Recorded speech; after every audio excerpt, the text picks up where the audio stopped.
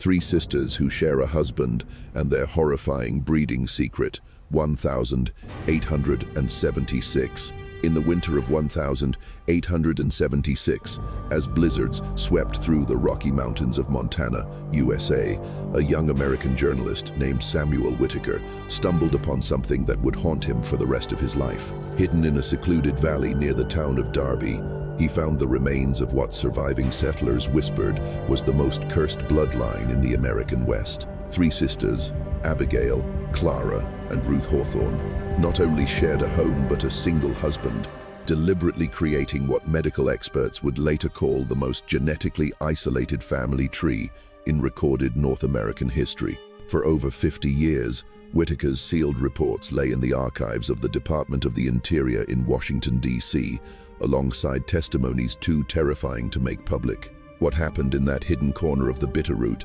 between 1855 and 1876 defied everything we thought we knew about family survival and the horrifying lengths people would go to preserve what they believed was their pure bloodline.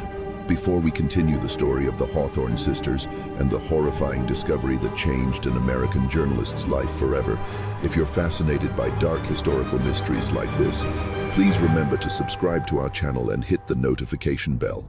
We explore the coldest forgotten stories from around the world that somehow connect back to American history. And let us know in the comments, what state are you listening from? We love hearing from our community of mystery enthusiasts who help us bring these buried stories to light, especially those with pioneer or New England ancestry who might recognize elements of these old world secrets. The mountains of western Montana had always been a place the outside world seemed to forget. Even as America tore itself apart in the brutal Civil War of 1861 to 1865, the secluded valleys near the Bitterroot remained largely untouched by the conflict raging across the nation. It was here, in the isolated town of Darby, that the Hawthorne clan had settled for nearly half a century, originally arriving from New England in the 1832 as fur trappers and cabin builders. By 1855, the family consisted only of one man, Jeremiah Hawthorne, and his four children: Abigail, the eldest at 24, Clara, 22, Ruth, 19, and Ezekiel, a mere 17. Their mother, Martha, had died giving birth to a fifth child, leaving Jeremiah to raise his children in complete isolation from the few other settler families scattered across the valley. The closest town of any significance was Missoula, a full day's ride by horse over treacherous mountain passes that became impossible during the harsh winter months. Jeremiah Hawthorne was a man obsessed with what he called the purity of blood. He had spent years studying family genealogies kept in his father's wooden chest, tracing the Hawthorne lineage through meticulously preserved marriage records and birth certificates. What he discovered filled him with both pride and horror. His family, he believed, had remained uncontaminated by what he considered foreign elements. There had been no intermarriages with Native Americans during the pioneer era, no unions with immigrants from other lands, and most importantly, no mixing with local Montana settlers whom he considered genetically inferior. But his problem lay there. As the last surviving male of the Hawthorne line, Jeremiah faced an impossible choice. If he allowed his daughters to marry outside the family, the bloodline he believed was sacred would be forever diluted. If he forbade them from marrying altogether, the lineage would die with him. There was, however, a third option, one that had begun to form in his increasingly disturbed mind during the long, dark winters when the family was completely cut off from the outside world. The four Hawthorne children had been raised to believe they were fundamentally different from others. Their father had instilled in them tales of their noble ancestry, claiming they were direct descendants of early Puritan settlers and that their blood carried special properties that must be preserved at all costs. Abigail, with her sharp features and keen blue eyes, had become her father's main confidant in his genealogical obsessions. Clara, softer and more questioning, often wondered about the world beyond their valley, but had been taught that such curiosity was a sign of moral weakness. Ruth, the youngest of the sisters, had been born with a slight limp that her father explained as a mark of their family's ancient noble lineage, a physical sign, he claimed, that appeared only in the purest bloodlines. Their isolation had shaped them in ways that any outsider would have found horrifying. By 1855, the sisters spoke a dialect almost incomprehensible to other English speakers, mixing archaic English with Montana colloquialisms and even fragments of what appeared to be colonial Puritan English. They wore styles of clothing that were decades out of date, hand-sewn from patterns that had been passed down through generations. Most disturbingly, they had developed relationships with each other and their father that blurred all normal boundaries of family life. As the winter of 1855 approached, Jeremiah Hawthorne made a decision that would reverberate through the decades and eventually reach the ears of a young American journalist 2 decades later. He called his children together in the main room of their cabin and presented them with what he called a sacred mission. He had found, he told them, the perfect solution to preserving their bloodline while ensuring its continuation. The sisters would share a single husband, a distant cousin named Ezekiel Hawthorne, whom he claimed had arrived from a town near Helena. Ezekiel, he assured them, was of pure Hawthorne blood, traceable through his grandfather to the same ancestors they all shared. What Jeremiah did not tell his children was that Ezekiel Hawthorne was no distant cousin at all. He was Jeremiah's own son by his deceased sister, a fact that would make him the girl's half-brother. The deception was carefully orchestrated, aided by forged documents that Jeremiah had spent months preparing. In his twisted logic, this arrangement would not only preserve their bloodline but actually further refine it, producing children whose genetic heritage would be more concentrated than any in their family's history. The arrangement he proposed was methodical and chilling in its calculation. Each sister would spend 1 month as Ezekiel's primary wife, while the other 2 served as companions and assistants. Any children born of these unions would be raised communally with the specific parentage deliberately obscured to prevent favoritism. The sisters would live together in harmony, united in their sacred mission to produce the purest possible offspring. Abigail, ever the dutiful daughter, accepted immediately. Clara expressed concerns, but was quickly silenced by her father's theological arguments about God's will and family honor. Only Ruth seemed to grasp the full horror of what was being proposed, but her objections were dismissed as youthful hysteria. Within a month, Ezekiel Hawthorne had arrived from Helena, a hollow-eyed 7-year-old who seemed to understand his role all too well. The winter of 1856 brought a silence that seemed to swallow the entire Bitterroot Valley. The first snows had fallen earlier than usual, sealing the family cabin off from the outside world until spring. It was during these months of complete isolation that the true nature of Jeremiah's plan began to unfold, and what had initially seemed merely disturbing evolved into something far more sinister. Ezekiel Hawthorne had arrived in November, just as the mountain passes were becoming treacherous. He was a young man marked by hardship, his face more weathered than his years and his hands calloused from a lifetime of manual labor. But there was something else about him. A strange intensity in his dark eyes and a way of speaking that suggested he understood more about the true history of the Hawthorne family than he initially let on. The arrangement began exactly as Jeremiah had planned. Abigail, as the eldest, was afforded the first month to establish herself as Ezekiel's primary wife. The ceremony that bound them was conducted by Jeremiah himself, combining Protestant ritual with what he claimed were ancient family traditions passed down from their Puritan ancestors. There were no outside witnesses, no civil registrations, no connection to the church in Missoula. For all legal intents and purposes, it was no marriage at all, but a carefully orchestrated reproductive arrangement disguised as religious duty. What transpired during that first month would haunt the valley for decades to come. Abigail, who had always been the most compliant of the sisters, began to change in ways that neither Clara nor Ruth could comprehend. She became secretive, whispering with Ezekiel in corners of the cabin and developing what could only be described as an obsession with their father's genealogical charts. She spent hours copying names and dates, creating intricate family trees that showed the theoretical genetic makeup of any children she might bear. But it was during the long evenings as the family huddled around the fire in the main room that the true horror of the situation began to reveal itself. Ezekiel would speak of his childhood in ways that did not align with the story Jeremiah had told of his origins.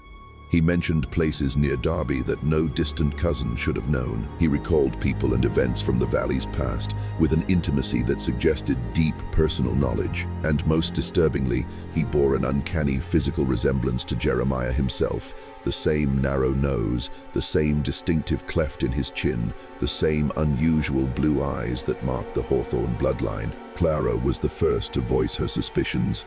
During the second month, as she became Ezekiel's primary companion, she began to ask pointed questions about his family history. Her inquiries were met with evasive answers and, more disturbingly, with fierce anger from her father. Jeremiah's reaction to any questioning of Ezekiel's origins was so extreme that it confirmed Clara's worst fears.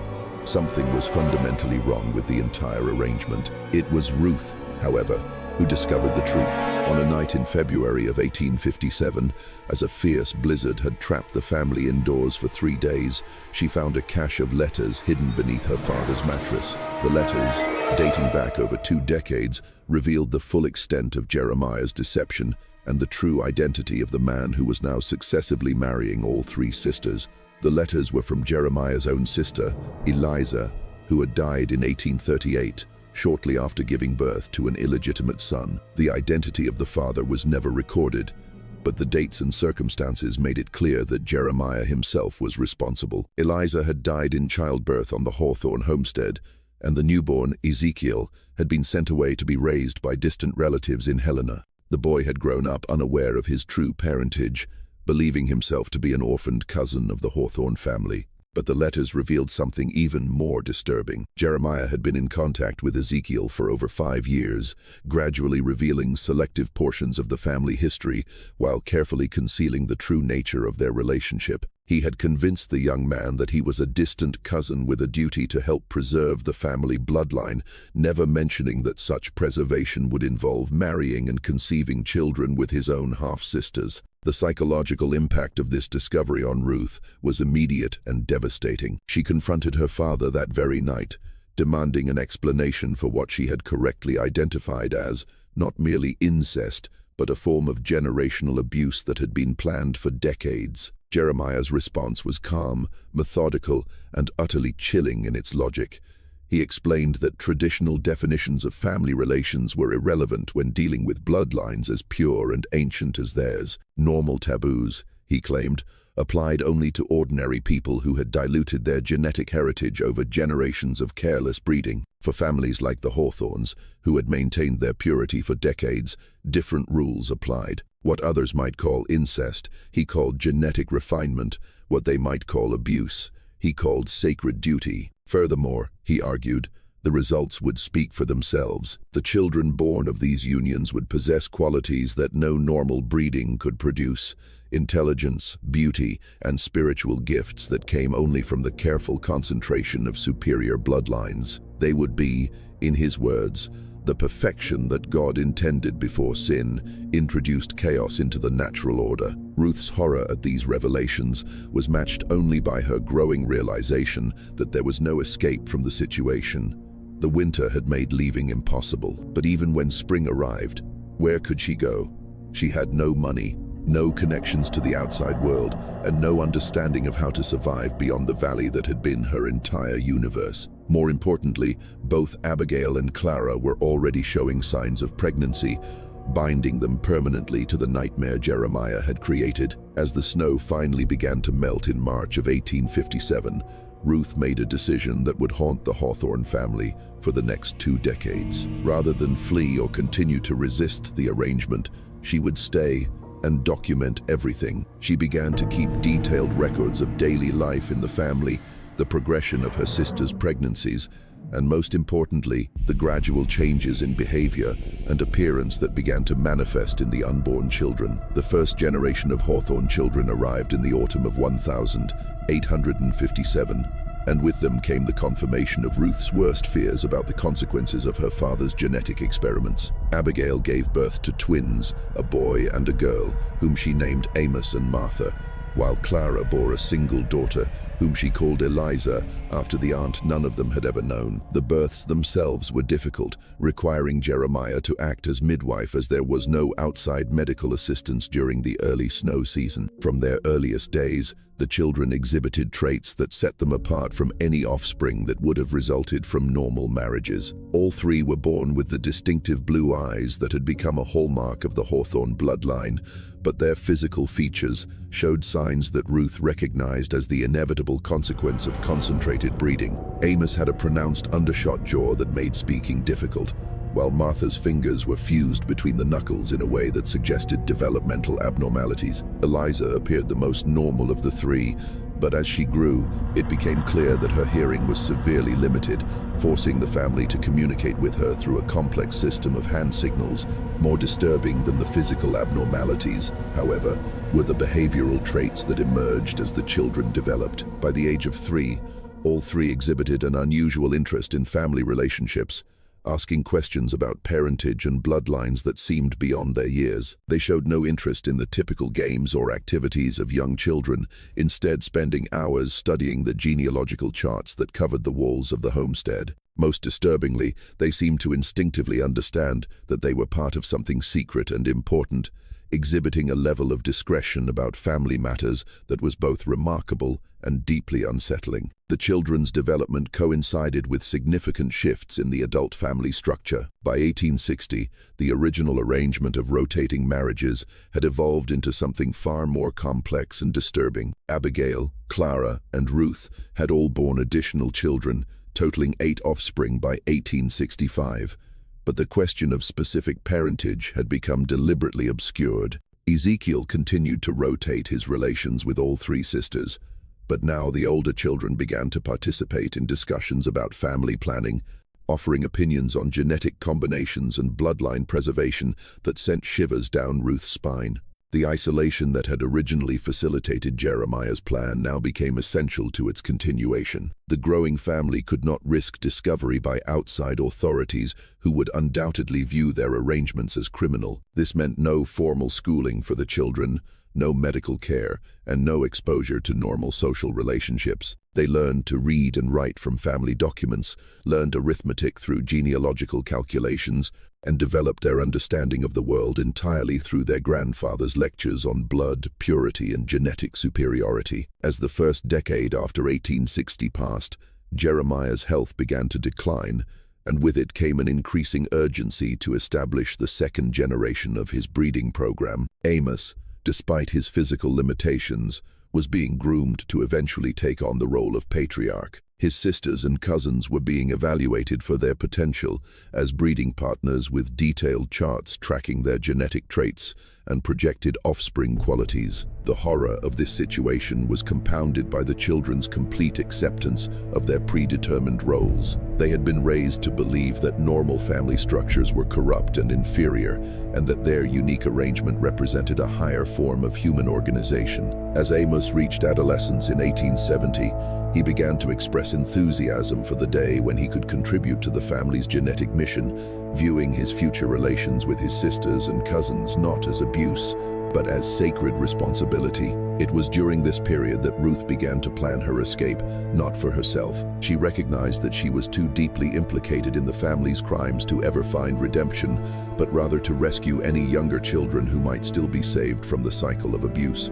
Her records of family life had evolved into a comprehensive chronicle of 2 generations of systematic incest, genetic manipulation, and psychological conditioning that she hoped could one day serve as evidence for authorities who might intervene. But Ruth's intervention plans were complicated by the political turmoil that was beginning to affect even this hidden corner of Montana. The social tensions that would eventually erupt into border conflicts were already visible in the late 1860s, with increasing instability of settlements and reduced administrative oversight in rural areas. The chaos brewing across the American West would actually provide further cover for the Hawthorne family's activities, allowing them to continue their genetic experiments without fear of discovery. By 1872, the second generation had begun to breed, with Amos fathering children with both his sister Martha and his cousin Eliza. The offspring born showed even more pronounced abnormalities than their parents,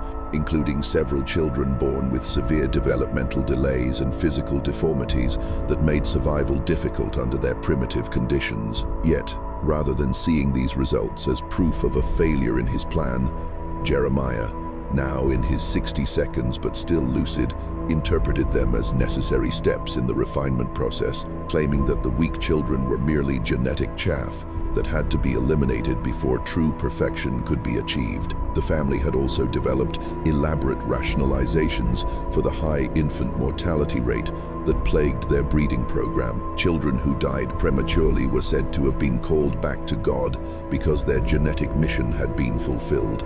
Those who survived were considered to have been specially selected to carry on the bloodline. This theological framework helped the adults cope with the fact that roughly half of the children born into the family died before reaching adulthood, often due to complications related to genetic disorders or the primitive medical care available on their isolated homestead. As the 1,870 seconds progressed, the Hawthorne family had grown into a small community of nearly 30 individuals, all descended from the original 3 sisters and their shared husband. The homestead had been expanded several times to accommodate the growing population, but the basic structure of life remained unchanged. Careful genetic planning, systematic inbreeding, and complete isolation from the outside world. In essence, they had created their own closed society with its own rules, values, and understanding of human relationships that bore little resemblance to normal civilization. The autumn of 1869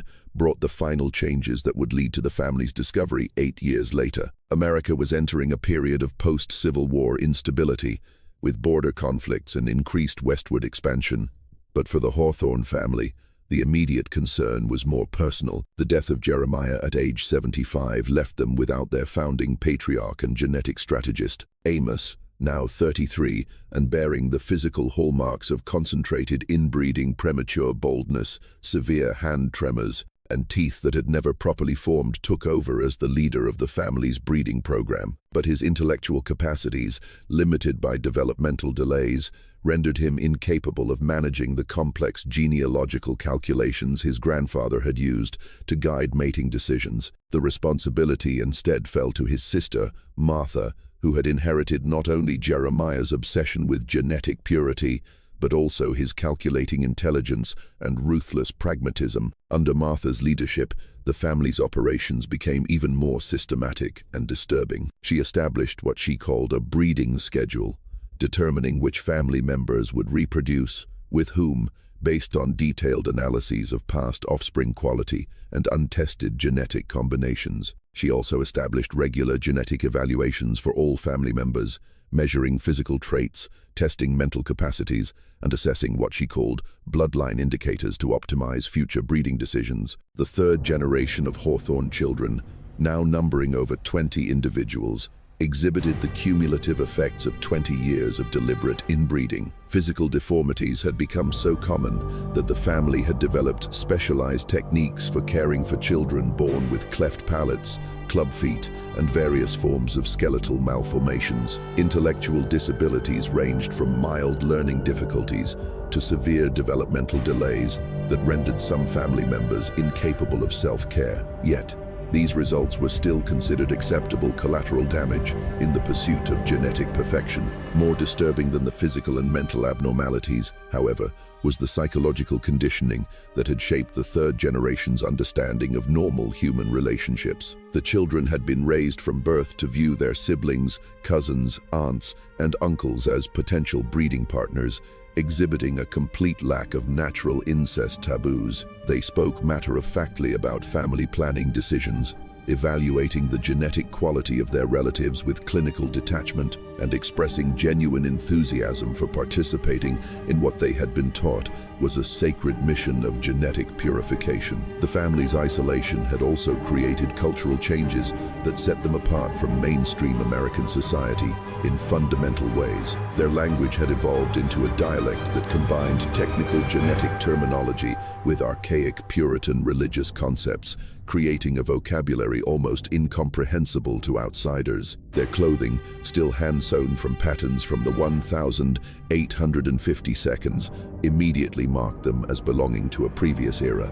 Most importantly, their understanding of time, history, and the outside world remained frozen in their founding period, rendering them living anachronisms in a rapidly modernizing nation. It was during this period that Ruth, now 33 and showing the signs of premature aging common among the family's breeding women, made a final decision that would eventually lead to their discovery. She had spent decades documenting the family's activities in journals hidden throughout the homestead, but now she realized that her records would be meaningless unless they somehow reached outside authorities. The question was how to communicate with the outside world without destroying the family she had helped create and maintain. Her solution was both ingenious and desperate. She began to leave carefully crafted messages in locations where they might be discovered by occasional travelers through the valley hunters, government surveyors, or traders commuting between Missoula and Helena. These messages were written in standard English rather than the family's evolved dialect, and they contained just enough information to pique the curiosity of potential readers without revealing the full extent of the Hawthorne family's activities. The messages described a unique mountain community that had preserved ancient pioneer traditions and might be of interest to scholars studying historical social structures. They included general directions to the homestead and hinted that visitors would be welcomed if they approached with due respect for traditional ways of life. Ruth hoped that these messages would eventually attract the attention of someone with the authority and understanding necessary to intervene in the situation. Her plan might have succeeded, but political events in the American West were moving toward crisis faster than her careful preparations could bear fruit. The post-Civil War era, established in 1865, was marked by increasing social and political polarization that made normal administrative governance difficult. Even in the more accessible areas of the hinterlands, such as the Bitterroot Valley, administrative oversight became almost non-existent as officials focused on more pressing national concerns. The outbreak of border conflicts in 1876 put an end to any possibility that Ruth's messages would receive official attention. The American West was consuming itself in a confrontational conflict between settlers and Native Americans, militia patrols, and fugitives from justice. The secluded valleys of western Montana became havens for deserters, hiding places for outlaws, and no man's lands where normal law enforcement no longer operated. For the Hawthorne family, the border conflicts represented both opportunity and danger. The collapse of governmental authority meant they could continue their activities without fear of official interference. But it also brought armed groups and desperate individuals into their previously safe territory. By 1876, they were encountering hunters, traders, and bandits with increasing frequency, forcing them to develop strategies for dealing with outsiders while preserving their secrets. The family's reaction to this challenge revealed the full extent of their psychological transformation. Rather than seeing the border conflicts as an opportunity to escape their isolated existence, they interpreted it as a confirmation of the superiority of their closed society. The violence and chaos of the outside world, they believed, proved that normal human relationships were inherently corrupt and destructive. In contrast, their own carefully controlled breeding program had created a community based on genetic excellence and social harmony. This interpretation allowed them to rationalize increasingly extreme measures to protect their isolation. Family members who expressed an interest in the outside world were subjected to re-education sessions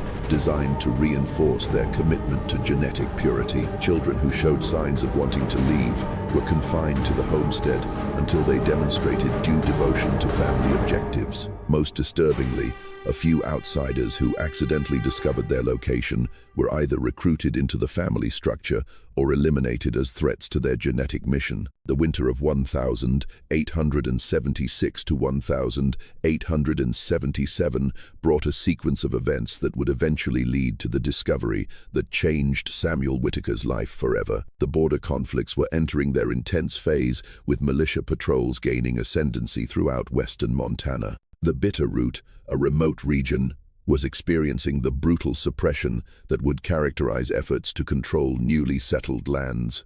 Militia patrols were conducting systematic searches of remote areas, looking for fugitives from justice, arms, caches, and evidence of subversive activity. It was during one of these searches that a militia patrol first found evidence of the Hawthorne family's existence. In December of 1876, A patrol following reports of fugitive activity in the Bitterroot Valley discovered one of Ruth's messages tucked into the rubble of an abandoned hunting cabin. The note, written in her careful script, described a traditional pioneer community that had maintained a pure bloodline over generations and invited appropriate authorities to visit their ancestral home. The commanding officer, Captain John Harlan, initially dismissed the message as the fancy of some hermit or the ramblings of a vagrant, but something about the precise language and specific geographical references convinced him that it warranted investigation. More importantly, the valley described in the message was precisely the kind of remote location where fugitives from justice or subversives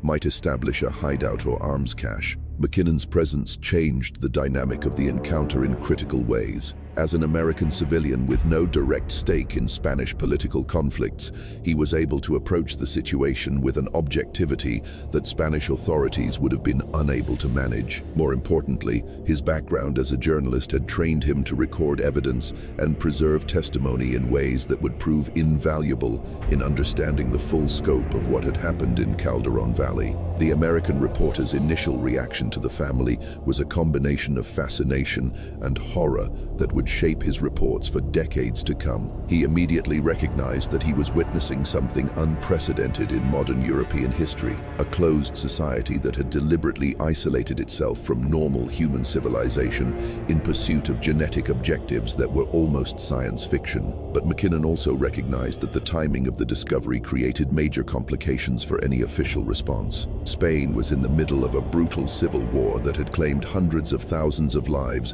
and displaced millions more.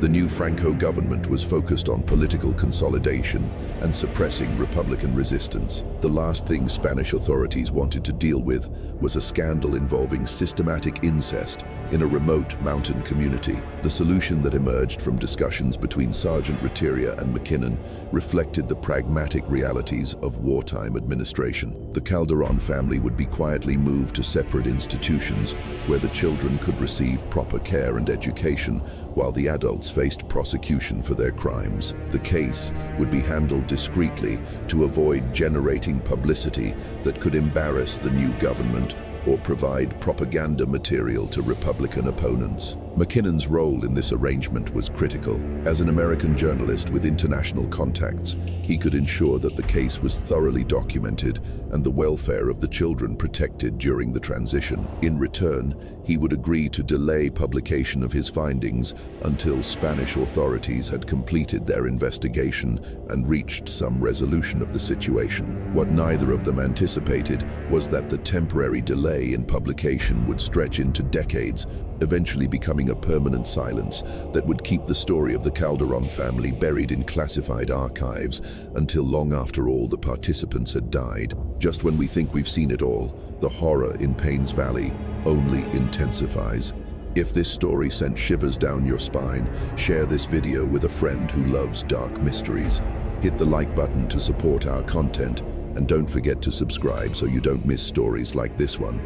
Let's explore what happens next in the tale of Europe's most isolated bloodline. The full extent of the Hawthorne family's genetic experiments was revealed during a week-long investigation in February of 1877 that Whitaker later described as a descent into a living nightmare that defied everything I thought I knew about human civilization. Working alongside Montana medical authorities who had been sworn to absolute secrecy about the case, the American reporter documented evidence of systematic breeding practices that had produced results both more extensive and more disturbing than anyone had initially imagined. Medical examinations of family members revealed patterns of genetic abnormality that painted a clear picture of the consequences of concentrated inbreeding. Dr. William Carver, a physician from the Chicago Medical College who was sworn to secrecy about the case, concluded that the Hawthorne family represented the most genetically isolated human population in recorded history, with levels of genetic homozygosity exceeding anything previously documented in scientific literature. The physical manifestations of this genetic concentration were evident throughout the family. Nearly every member exhibited some form of developmental abnormality, ranging from relatively minor issues such as abnormal tooth formation and bone irregularities to severe problems including profound mental retardation. congenital deafness, and various forms of organ malformation. The infant mortality rate was approximately 60%, with most deaths occurring within the first year of life due to complications related to genetic disorders. But the physical abnormalities, as horrifying as they were, paled in comparison to the psychological impact of the family's breeding practices on the surviving members. The children and adolescents who had grown up on the homestead exhibited a complete lack of normal social development. They had been raised to view their siblings, parents, and cousins exclusively through the lens of genetic utility, evaluating family relationships based on potential breeding outcomes rather than emotional bonds. Whitaker's interviews with family members revealed the full extent of their psychological conditioning. Martha, now the primary leader of the family, spoke with clinical detachment about her role in selecting breeding pairs and overseeing pregnancy outcomes. She maintained detailed records not only of genetic combinations, but also of performance evaluations for family members, assessing their contributions to the genetic improvement program with numerical scores that determined their status in the family hierarchy. The children, ranging in age from infants to young adults, exhibited a level of indoctrination that Whitaker found almost incomprehensible. They spoke matter-of-factly about their predetermined roles in future breeding schedules, evaluating their siblings as potential partners with scientific objectivity, and expressing genuine enthusiasm for participating in what they had been taught was a sacred mission of genetic purification. Most disturbing was the discovery of Ruth's hidden journals, which provided a day-by-day account of the family's development over 2 decades. Her meticulously maintained records documented not only breeding decisions and their outcomes, but also the psychological techniques that had been used to maintain family cohesion and prevent rebellion against the system. The journals revealed that several family members had actually attempted to escape over the years, but they had been systematically hunted down, subjected to brutal re-education processes, and either brought back into compliance or eliminated as threats to family security. The escape attempts had led to the development of increasingly sophisticated control mechanisms. Family members were forbidden from traveling alone outside the immediate homestead area. Children were subjected to regular loyalty tests designed to identify potential dissidents before they could act on rebellious impulses. Most effectively, the family had developed a complex system of mutual surveillance, with family members required to report any signs of disloyalty or desire to leave the community. These control mechanisms had been justified through an elaborate ideological framework that combined twisted Puritan theology with pseudo-scientific theories of genetic superiority. Family members were taught that they were participating in God's work to purify humanity, and that any betrayal of their mission would not only lead to personal damnation, but would also corrupt the entire human race. This theological justification made it almost impossible to resist the system for individuals who had been raised within its confines. The investigation also revealed the full extent of the family's isolation from normal American society.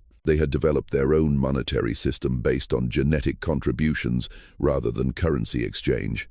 Their calendar was organized around breeding cycles rather than religious or civil holidays. Most importantly, they had created their own legal system, with Martha serving as judge, jury, and executioner for any infringements against the family's genetic policies. Whitaker's most chilling discovery came when he examined the family's expansion plans. Rather than being content with their current population, the leadership had developed elaborate strategies for recruiting new genetic material from outside sources. They had identified several other isolated families in the region who might be suitable for absorption into their breeding program, and they had begun to make contact with these potential targets through carefully crafted deception campaigns. The recruitment strategy involved approaching isolated families during times of crisis, death, economic hardship, or political persecution, and offering assistance in exchange for marital alliances. Young people from target families would be invited to join the Hawthorne homestead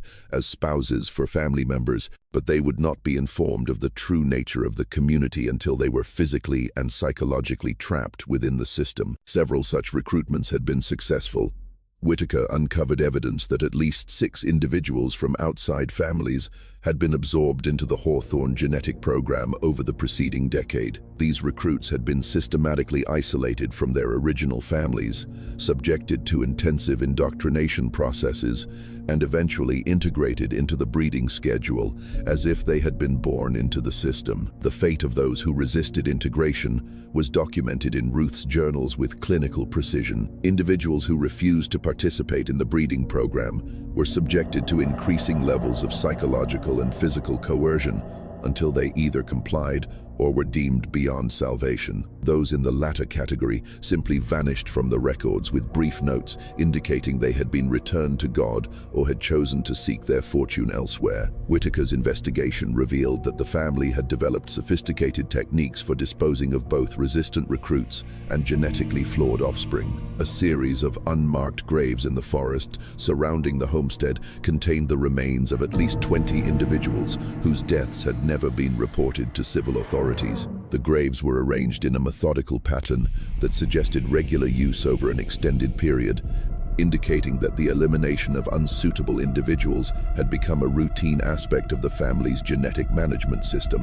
Whitaker's most chilling discovery came when he found evidence that the family's activities had been known to some Montana authorities for years, but had been deliberately ignored due to their remote location and the chaos of the border conflict era. Local pastors had received reports of unusual family activities, but had dismissed them as rural superstitions. Government officials had been informed of missing persons in the area, but had attributed these disappearances to conflict-related violence rather than systematically investigating them. This official negligence had allowed the family to operate with complete impunity for over 2 decades, expanding their genetic experiments and recruitment activities while remaining virtually invisible to the outside world. The discovery in 1877 was not due to any systematic effort to investigate rural communities, but purely by accident during a militia patrol that was looking for fugitives from justice. The realization that such extensive criminal activity could continue undetected for such a long period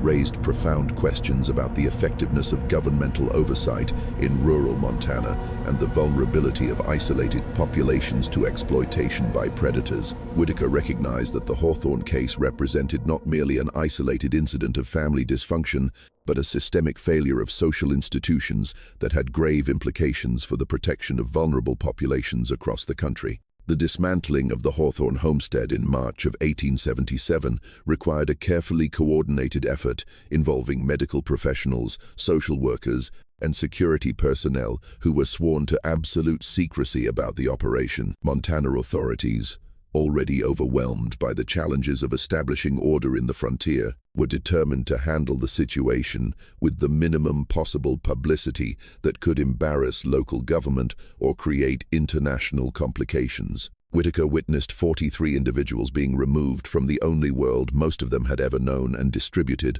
among various institutions across western Montana. The youngest children, those under the age of 10, were placed in Protestant orphanages where they could receive proper schooling and hopefully overcome the psychological trauma of their initial conditioning. Older children and adolescents were sent to specialized facilities that combined medical treatment for their genetic disorders with intensive rehabilitation programs designed to prepare them for integration into normal society. The adult members of the family faced a more complex fate. Martha and several other leaders of the breeding program were quietly prosecuted for crimes including incest, child abuse, kidnapping, and multiple counts of murder. Their trials, however, were conducted in closed sessions with sealed records to prevent public knowledge of the case. Most received lengthy prison sentences, although several died in custody within a few years due to the effects of their genetic disorders and the stress of adapting to life outside their isolated community. Ruth, whose journals had provided crucial evidence for understanding the family's operations, posed a particular dilemma for authorities.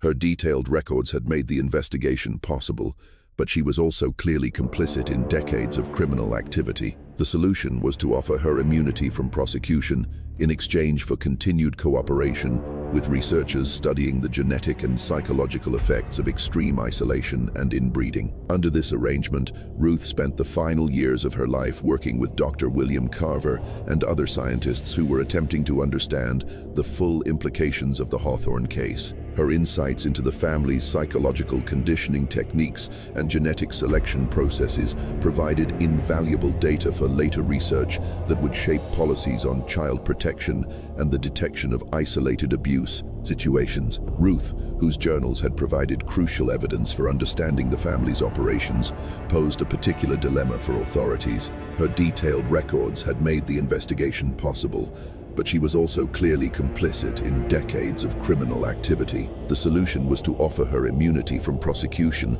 in exchange for continued cooperation with researchers studying the genetic and psychological effects of extreme isolation and inbreeding. Under this arrangement, Ruth spent the final years of her life working with Dr. William Carver and other scientists who were attempting to understand the full implications of the Hawthorne case. Her insights into the family's psychological conditioning techniques and genetic selection processes provided invaluable data for later research that would shape policies on child protection and the detection of isolated abuse situations. The physical homestead itself was thoroughly documented and then systematically destroyed. Whitaker participated in this process, photographing every room, cataloging every document, and preserving evidence that would later be sealed in the archives of the Montana government. The genealogical charts that had covered the walls were carefully copied before being burned, creating a permanent record of what Dr. Carver called the most comprehensive documentation of human inbreeding ever assembled. The unmarked graves in the forest surrounding the homestead were exhumed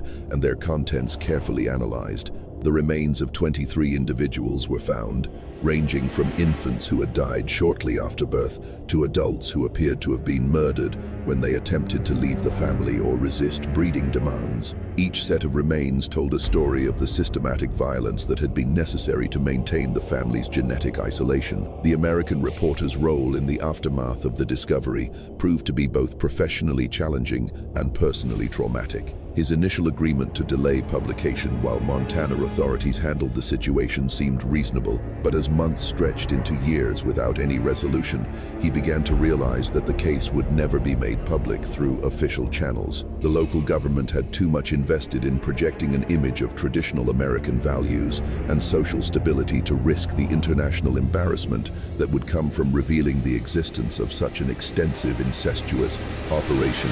The American reporter made several attempts to publish his findings through international media outlets, but he was repeatedly blocked by a combination of pressure from Montana authorities and the reluctance of editorial boards to print stories that seemed too extreme to be credible. The few editors who were willing to consider publication demanded verifiable sources and official confirmation that Montana authorities were unwilling to provide. Frustrated by these obstacles, Whitaker eventually decided to submit his entire body of material to the U.S. Department of the Interior, hoping that future researchers or journalists might gain access to the material when political conditions changed. His sealed report, submitted in 1879, included thousands of pages of testimony, hundreds of photographs, and detailed genealogical records that provided a comprehensive picture of the Hawthorne family's 2 decades of genetic experimentation. The fate of the surviving family members varied significantly depending on their age, physical condition, and psychological adaptability. The youngest children, those who had been removed before the age of 5, were generally successful in adapting to normal social environments and eventually assimilated into American society without much evidence of their unusual origins. Several of these children were adopted by families who were never told of their background, allowing them to grow up without the stigma of their genetic heritage. Older children and adolescents faced more significant challenges. Many suffered from physical disabilities that required ongoing medical treatment, while others exhibited psychological problems that made social integration difficult or impossible. Some lived out their lives in care facilities, never fully overcoming the conditioning they had received during their early years on the homestead. Perhaps most tragically, several of the rescued family members were unable to adapt to outside life and continually attempted to return to the mountains where their homestead had been located. These individuals had been so thoroughly conditioned to view their isolated existence as superior to normal society that they experienced the wider world as chaotic, corrupt, and morally inferior. At least 3 former family members committed suicide, rather than continue to live in what they considered to be an alien and hostile environment. The long-term impact of the Hawthorne case extended far beyond the immediate fate of the family members themselves.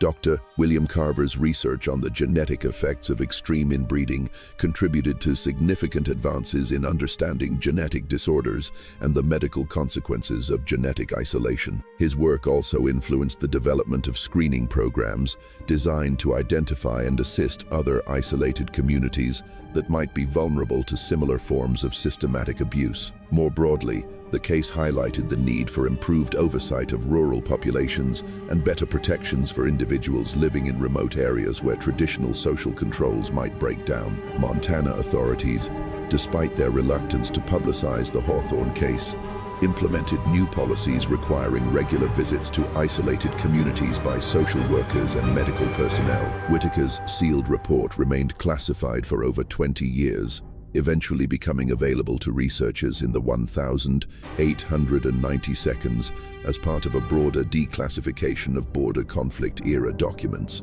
Even then, access was restricted to qualified academic researchers who agreed to maintain the anonymity of the surviving family members and their descendants. The American reporter himself was profoundly changed by his encounter with the Hawthorne family. He continued his journalism career for several more decades, reporting on conflicts and social issues across the American West, but colleagues noted that he never again exhibited the same optimism about human nature that had characterized his earlier work.